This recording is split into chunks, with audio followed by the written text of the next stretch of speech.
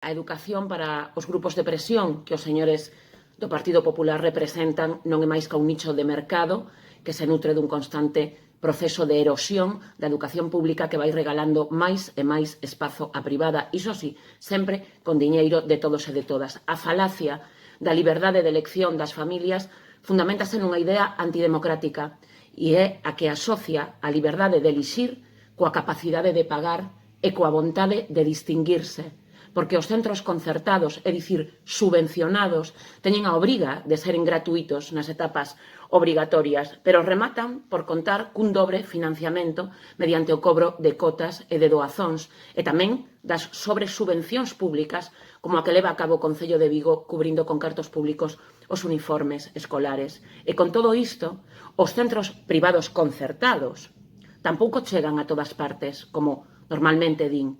Chegan a onde hai oportunidade de negocio. Por iso a súa presenza en áreas rurais é prácticamente inexistente e, pola contra, nas cidades é cada vez máis esmagadora, como no caso de Vigo, efectivamente, señor Marnotes. E non é un negocio recente, é un negocio protexido e auspiciado polos gobernos da dereita que explica o delirante modelo de zonificación de Vigo, así como tamén a escasísima oferta de ensino público no centro da cidade, mentres en poucos metros, efectivamente, tropezamos con abondosos centros concertados e, en concreto, ademais, relixiosos. Unha realidade deseñada, esa sí, para coartar a liberdade e o dereito ao acceso a unha educación pública, abocando a moitas familias a matricular a rapazada nos centros concertados.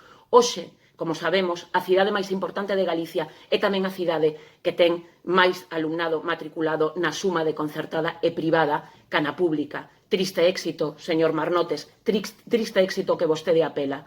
A polémica dos centros de educación especial ten a mesma natureza. Moitos deses centros teñen concerto e, temerosos de que se lles poña mínimamente coto a ese negocio, contraatacan con argumentos falsos. A lei di que as administracións educativas continuarán prestando o apoio necesario aos centros de educación especial para que estes, estou citando a lei, ademais de escolarizar o alumnado que requira unha atención moi especializada, desempeñan tamén a función de centros de referencia e apoio para os centros ordinarios. Por tanto, reitero, os grupos de interese aos que vostedes representan están atacando con argumentos falsos. Dende a Marea de Vigo defendemos que deberíamos estar falando do aumento de orzamento da educación pública para poder baixar as ratios e contratar máis profesorado de cara a garantir a excelencia educativa. Teríamos que estar falando de maior investimento tamén para a construción de novos centros públicos. Teríamos que estar falando da saída efectiva da revisión do ámbito da educación obrigatoria e, sobre todo, teríamos que estar falando da progresiva incorporación dos centros concertados a unha única rede de titularidade e de xestión